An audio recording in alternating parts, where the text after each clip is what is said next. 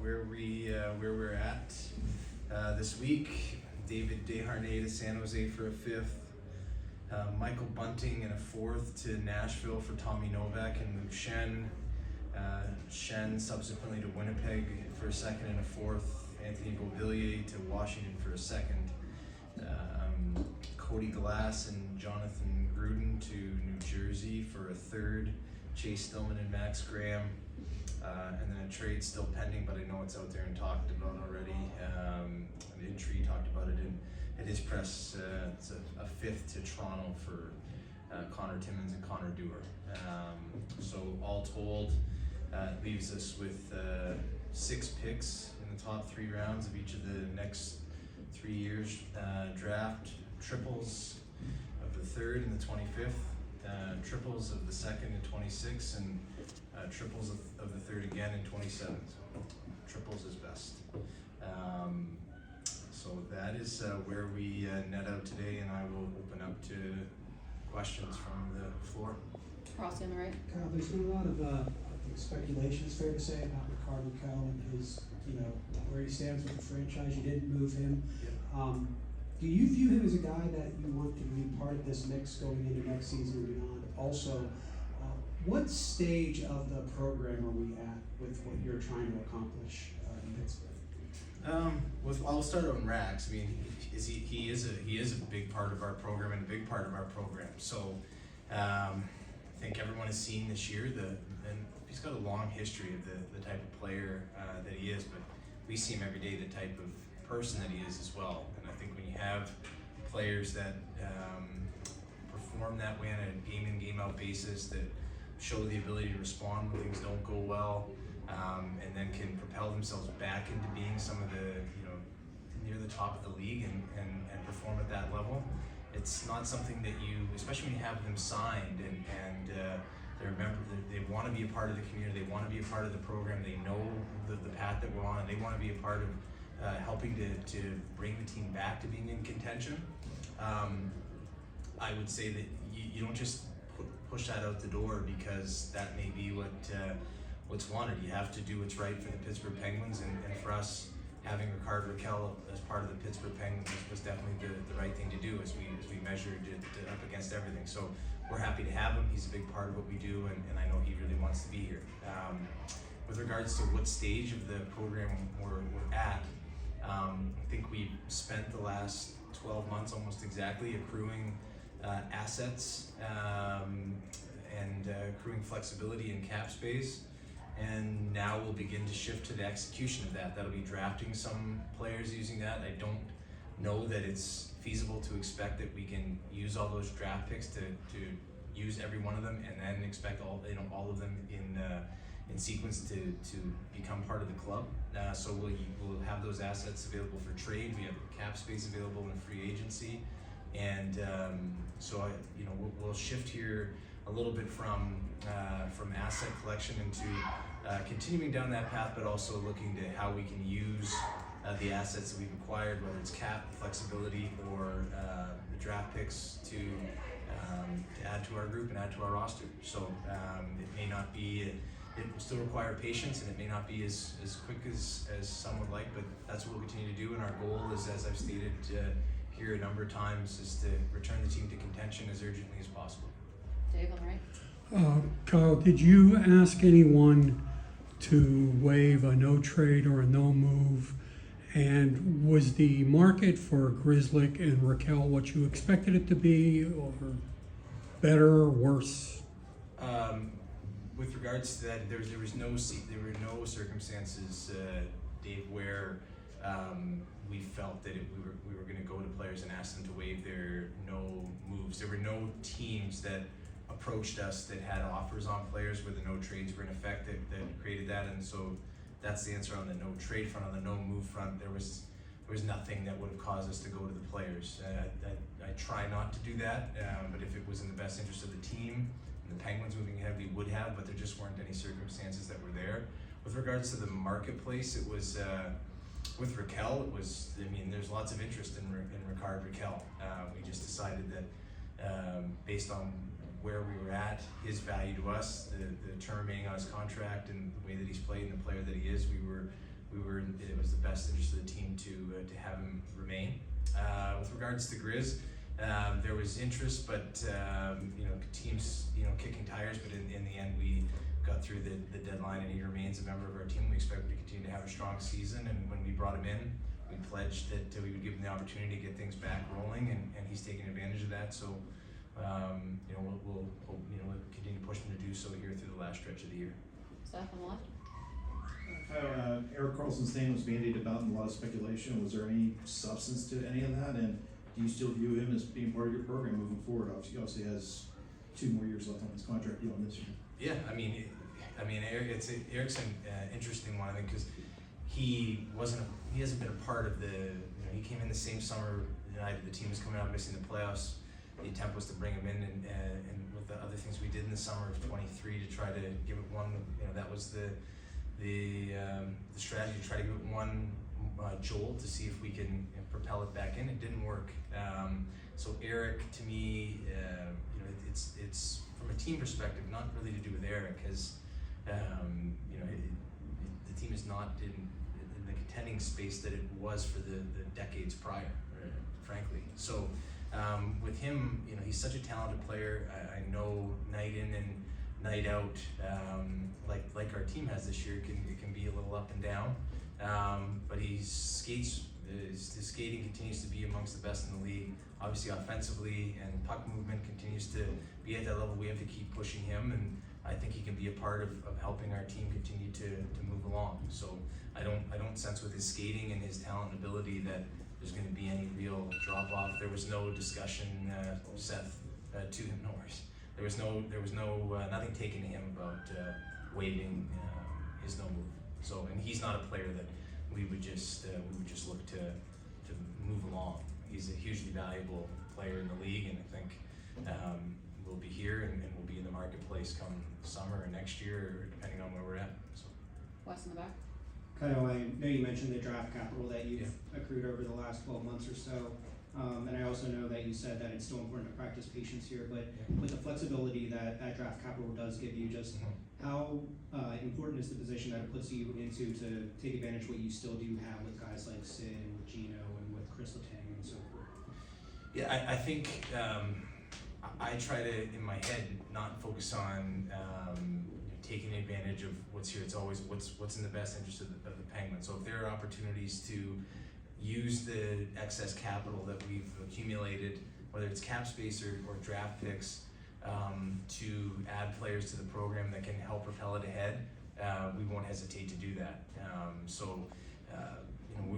think I've always come in and said that there's no ambition on my end to have this take any longer than it needs to take, both for the city and for the people who have put in a lot to keep the Penguins at this level for a long time. That's not even just players, it's staff that have been around for a long time. There's a certain level, and when the level drops off, I think you don't want the standards of the core ideology to erode. And so that's what we work towards each day, Wes. Justin. Kyle, this picks up kind of right on that note with regard to flexibility and liquidity, but as it pertains to the upcoming draft, I know we're a couple months out, but do you have any kind of ballpark ideas just with regards to picks of just how many of those 12 you'd like to ideally have going into the draft versus what you might be willing to part with if situations and scenarios arose? Yeah, it'll all be value based. I mean, obviously, we're not going to part with our first. We'll get greater clarity on what happens with this Rangers pick that we hold from the Drew and Marcus trade. They'll owe us that in 48 hours prior to the draft, so we're ready for all situations. Obviously, the Rangers on their current, the way that they're playing currently, and I think what everyone expects of them, they're going to obviously make a strong push. So if it falls outside of that top 13, the pick will come to us, and we'll be ready to execute on it. We've got the second now and 3/3. I think the scouting staff will prepare them as though we have to execute as best we can on all of them. And I think we've talked about it at length, and that teams around the league know as we get close to the draft and restricted free agency coming up, whether players are going to sign or re-sign or not, we'll try to be in the mix for all those young players that fit that next era of the team that can come in and help us right now. Jeff? Kyle, obviously, you've made a number of moves. Some of those are players for draft picks. Can you share with us kind of your message to this current group for questions they might have, or what Sure. their thought process is going forward? Sure. The message to the current group of players is that, like, I think there's a certain standard here with the team, and we expect that to be upheld throughout the last number of weeks of the season. We expect to come in, play hard, train, play at their best level each and every day. There's a number of guys in that room that have a whole lot to play for, regardless of what stage they're at in their career. There's a coaching staff that's going to come in every day, medical staff, performance staff, equipment staff. They're going to come in and be at their best every single day. We expect that from the players. There's a massive amount of opportunity for a lot of these guys that are on short-term deals or that have aspirations to remain in the league. And now is a massive opportunity for them to not only, if they've had good years to date, to continue to improve on their form and assert themselves, but for the guys that haven't, for the guys that have been up and down between the minors or here, for the new players coming in, like Connor Dewar, Connor Timmins, Tommy Novak, it's a great opportunity to assert themselves onto the coaching staff and our staff for where they want to be with the group next season. They're all under team control. So I know it's not what the fans, media, group is used to at this time of the year in Pittsburgh, and we can't have this be the norm every single year. But I do think that this gives us a chance also to test, to give runway to some of our younger guys as they earn it. We have huge expectations in Wilkes-Barre for what they're going to do the rest of the year as well. So I know it's not typical, and we won't allow it to become typical. But I do think this remaining 5 or 6 weeks is a great opportunity for the organization and for the players within to show us that they are a part of bringing us back into contention. Seth? Can you just tell us a little bit more about the 4 players and prospects you picked up today? Graham and Stillman, just what's the attraction there, and as well Sure. as Timmins and Dewar. But Yeah. they have NHL experience. What do you like about them? Connor Timmins I've known a long time. We drafted him in the Sioux in 2014, and then he's played there. He's been a national team player for Canada, and then high pick for Colorado. He's part of a trade to Arizona. He is a good size, incredibly intelligent defenseman, excellent puck mover.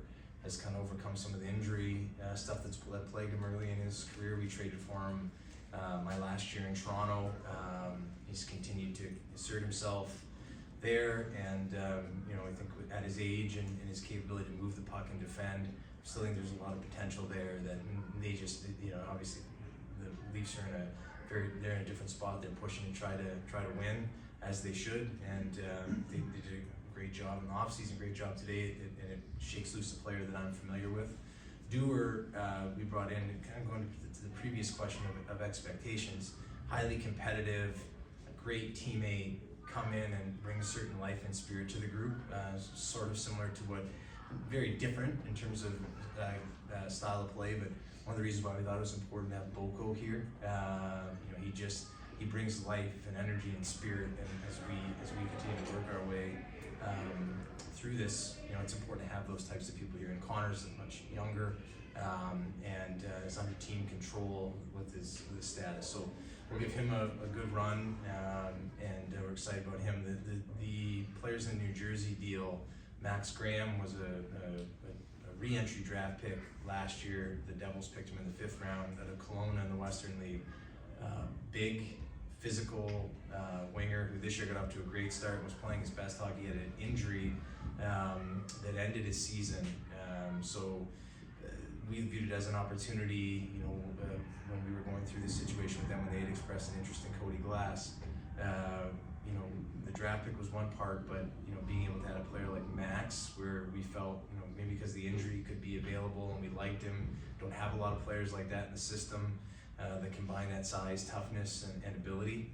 So we'll have him in here with our medical people. He had knee surgery, so he'll miss the rest of the year. We'll get him back up and running for the prospect tournament in Buffalo in September.